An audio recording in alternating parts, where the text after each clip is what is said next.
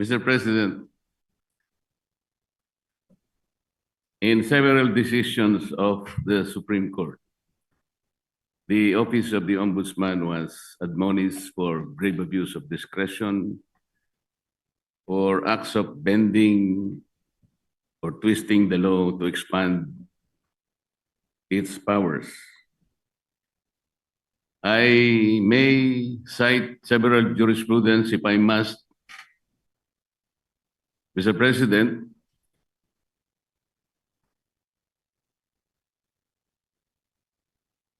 if I will be required.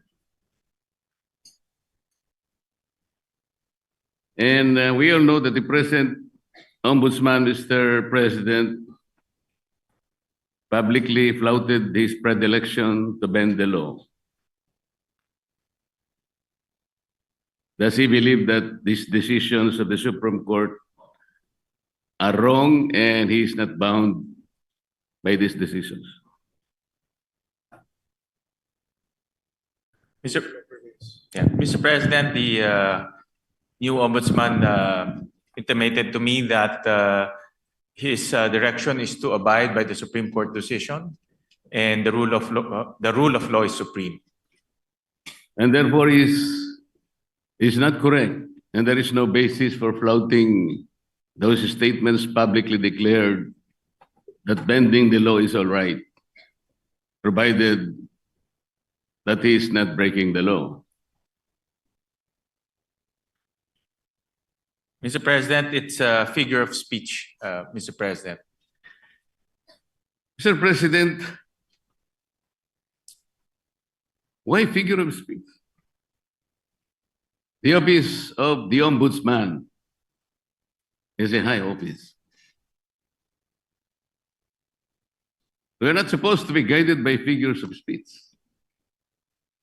Our people might be misled into believing that it's all right to bend the law, provided we do not eventually break it. It should be explained succinctly, Mr. Speaker. It should be explained very well that that is not correct.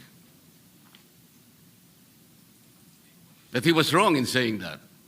He was very wrong in confirming and even affirming that publicly in one of our hearings in the Blue Ribbon Committee.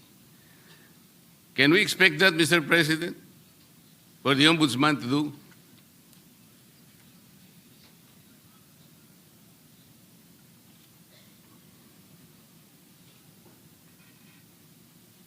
One minute suspension, Mr. President. Session suspended. President, the current ombudsman right now, he intimated to me that he is very strict in not bending the law. In fact, he also intimated that he will abide by the Supreme Court ruling, as he believes that the rulings are forms part of the law, and the rule of law is supreme, Mr. President. So he abides by those principles, Mr. President, and he will carry that in his tenure as the country's ombudsman, and especially in his quest to hold people to account and to put people in jail, especially those who transgressed our laws, Mr. President. So those are the principles that he abides by, and those are the principles he will carry in his duty as our ombudsman, Mr. President. Mr. President, abiding by that principle and acting otherwise is different. You say that you abide by the laws strictly, but you say publicly that you can bend the law. How is that? Doesn't the public need to be clarified very clearly on this matter, Mr. President? Our people might be confused by that statement. That's why I am asking whether he can make a clarification or he can make public apology for saying that, Mr. President. And this will be good for the country. Mr. President, we thank the good gentleman from Tarlac and Pampanga, Senator Marcoleta, for bringing this up. And this is an opportunity for the current ombudsman to clarify his statements. And this is actually the clarification that he is expressing to this august body, that he will abide by the rule of law and he will not bend the law to serve any other purpose, Mr. President, or to serve any other being, Mr. President. So, Can we, Mr. Sorry. President, that's why this is an opportunity, and as he intimated to me, that he will always put the rule of law as supreme, Mr. President. Mr. President, even for this issue alone, can I respectfully move that maybe we can suspend our rules? I want to hear personally the Ombudsman to say it for himself.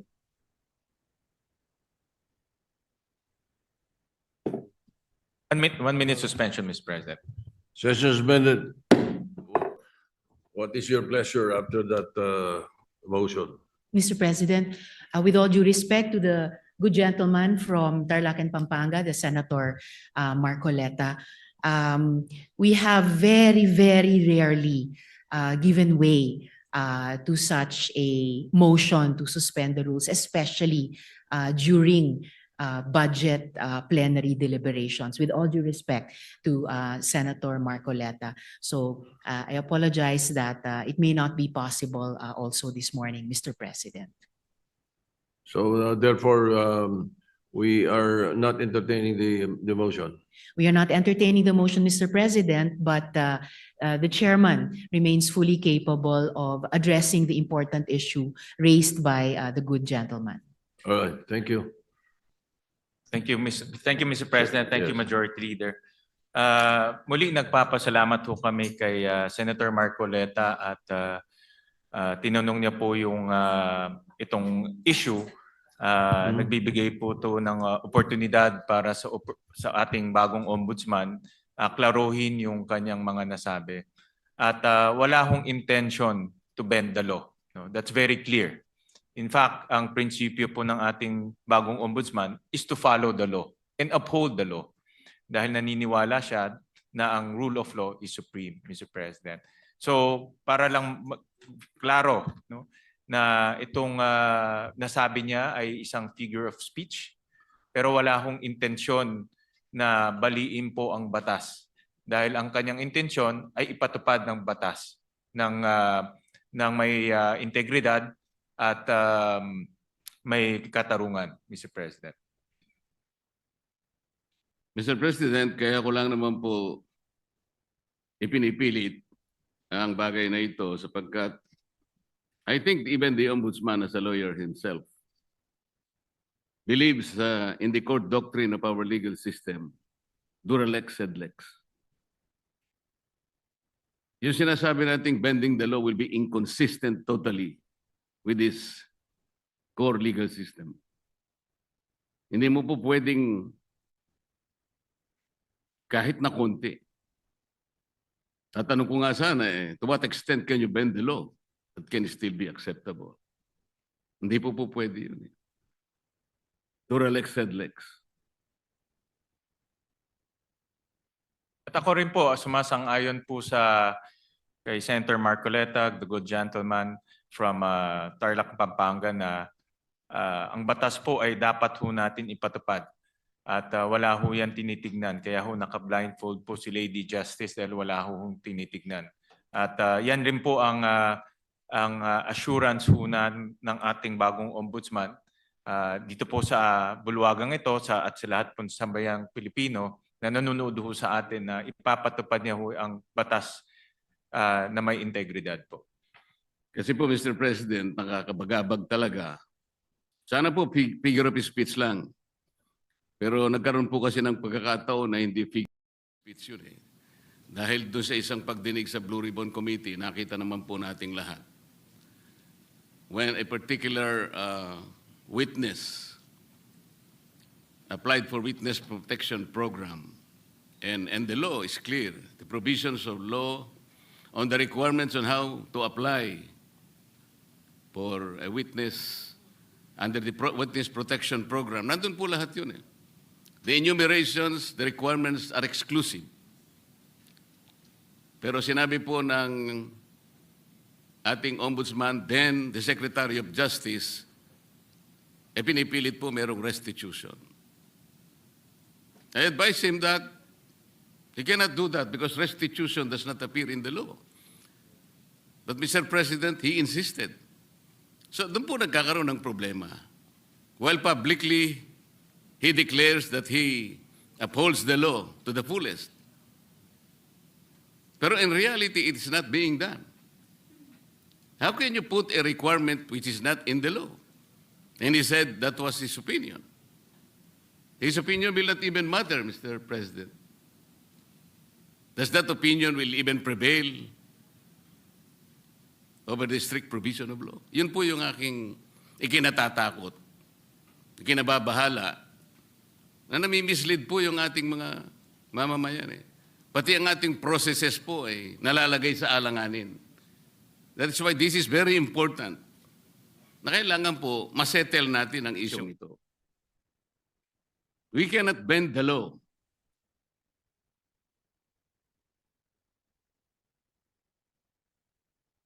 Kasi po, kapag pinanatili natin yun, it is as if the ombudsman has the power to refine the law or even revolutionize the law.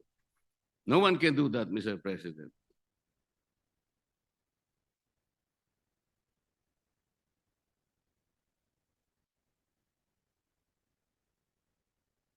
Kasi po, tingnan na, ito pa po yung nakakabagabag.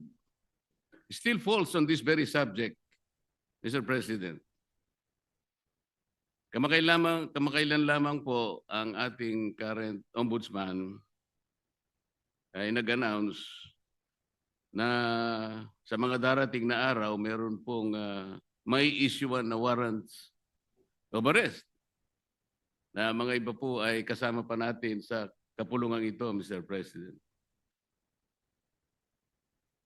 Mr. President, may I ask whether the Office of the Ombudsman has the power to issue warrants of arrest?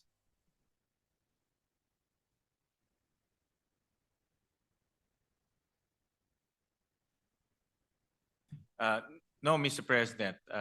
Ang trabaho na ho nila, ang pinaka-responsibility ho nila is to ensure accountability, Mr. President. Tama naman po yun at ako'y naniniwala. Pero bakit niya po kaya nasabi yun that on such a particular date warrants of arrest will be issued? Does he think that he can preempt the Sandigan Bayan or even the RTCs, Mr. President, to issue the warrants?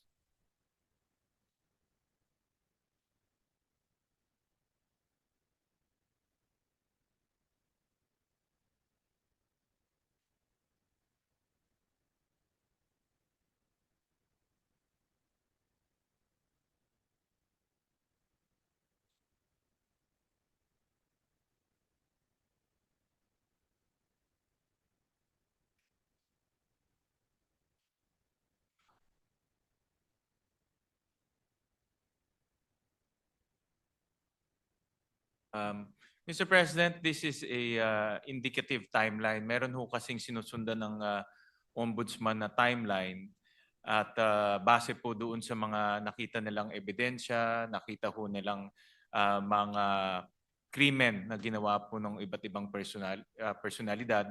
Kaya po ito ay parte lang po ng kanilang timeline. At yun lang naman po yung inexplain ng kasalukuyang ombudsman, Mr. President.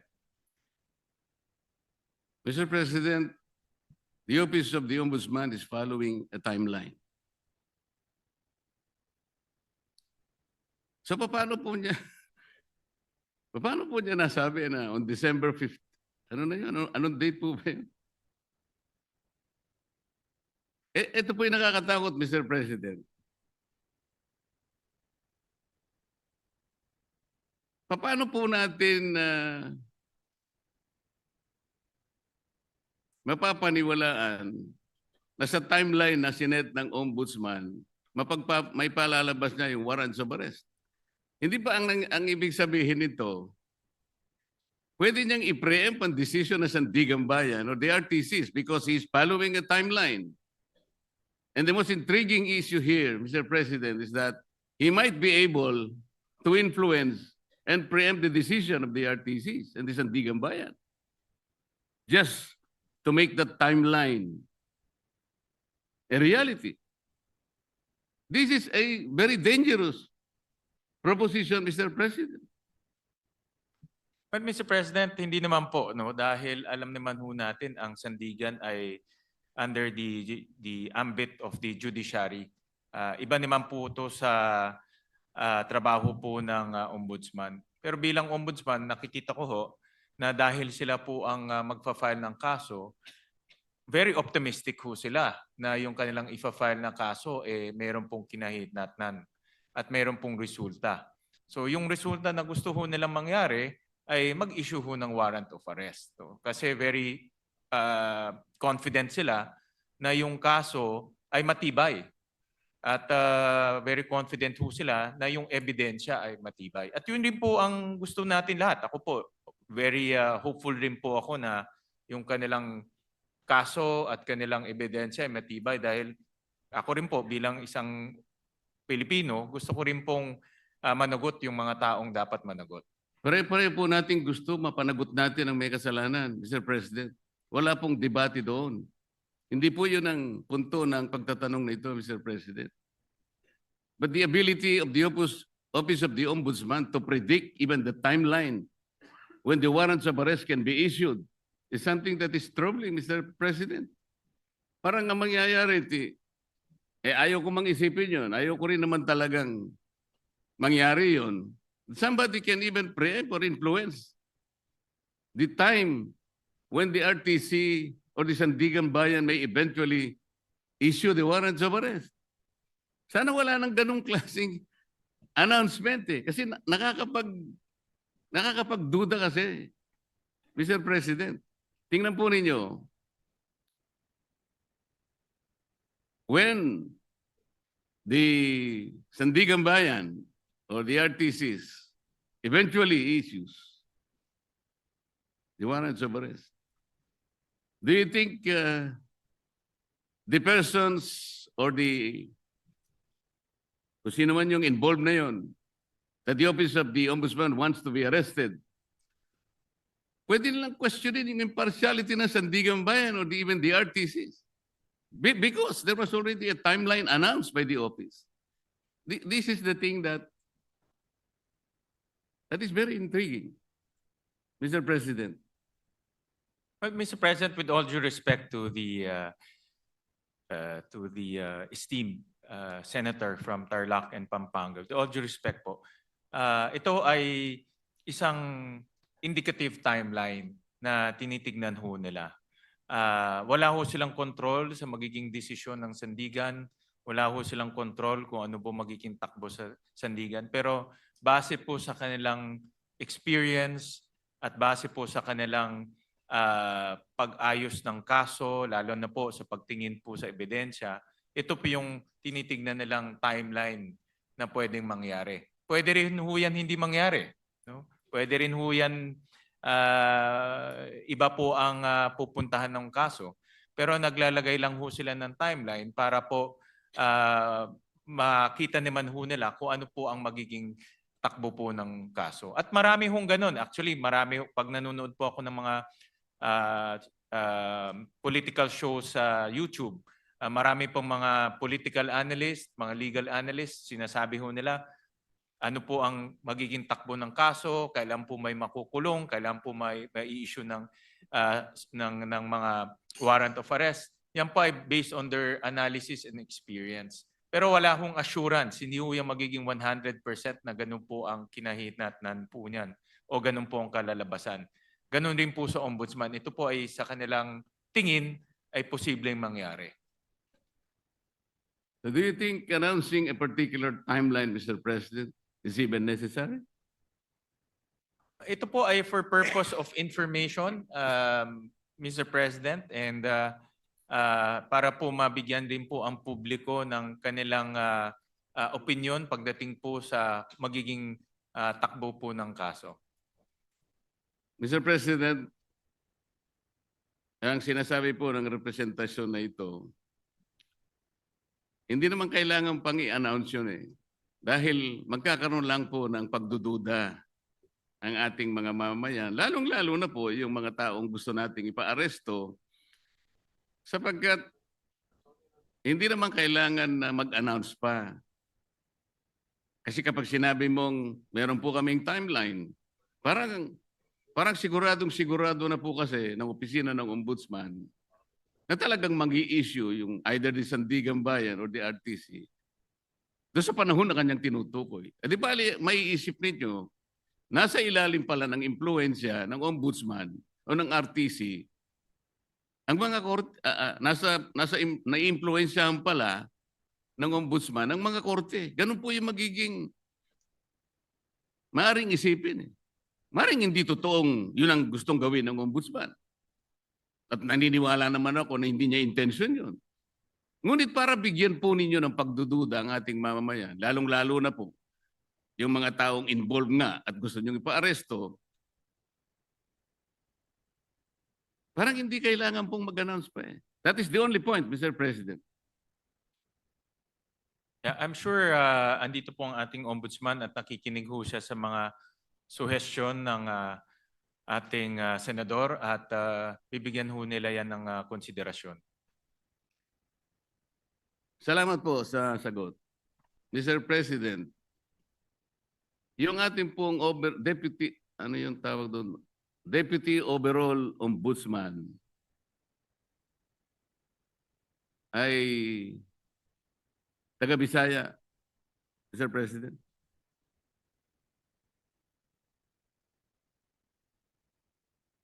Yung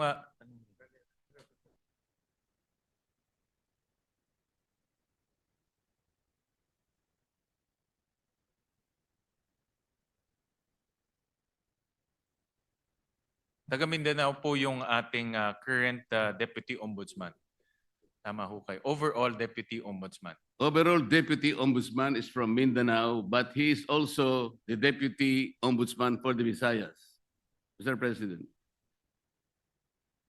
Opo, tama ho. So, yung acting po, yung acting. the overall Deputy Ombudsman and also the Deputy Ombudsman for the Visayas regularly travels from his place to Luzon, and nga magastos po yun. Necessary po ba na sino po nagmamanage sa Ombudsman Office sa Cebu?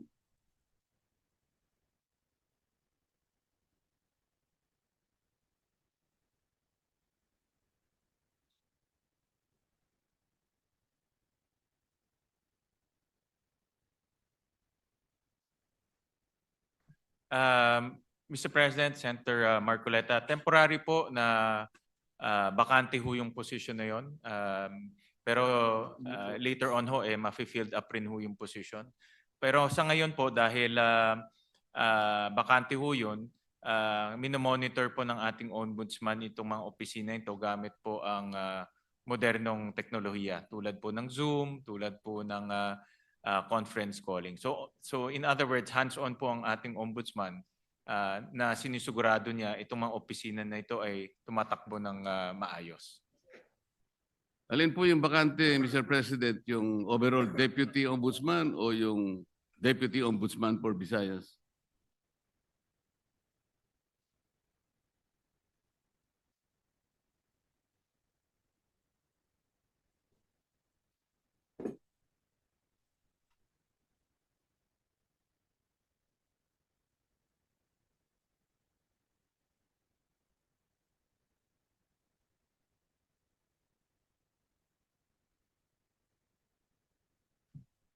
Ang bakante po ay yung overall Deputy Ombudsman for ito po ang bakante po. Yung overall Deputy Ombudsman ang bakante po. Yes. Dahil po suspended yung current overall Deputy Ombudsman. Kasi po kaya ko tinatanong to, Mr. President, napakagastos po yung regularly na pagta-travel po ng Deputy Ombudsman. Galing pa siya ng Mindanao. Meron pa siyang gawain dito sa Maynila dahil nga overall Deputy Ombudsman. Naisip ko po na unnecessary expense po yan sa opisina ng Ombudsman. Ang direksyon po ng ating bagong ombudsman ay talagang gawing episyente po ang opisina. Natural lang naman po kung may bagong liderato, inaayos niya yung kanyang opisina sa nakikita niyang pinaka-episyenteng struktura, Mr. President. So, hindi naman po nila intention na maging bakante to at later on rin po ay malalagyan din po ng tao. Pero tinitignan nila kung anong pong paraan o anong pong structure ang pinaka magiging episyente po para po sa ombudsman offices, Mr. President.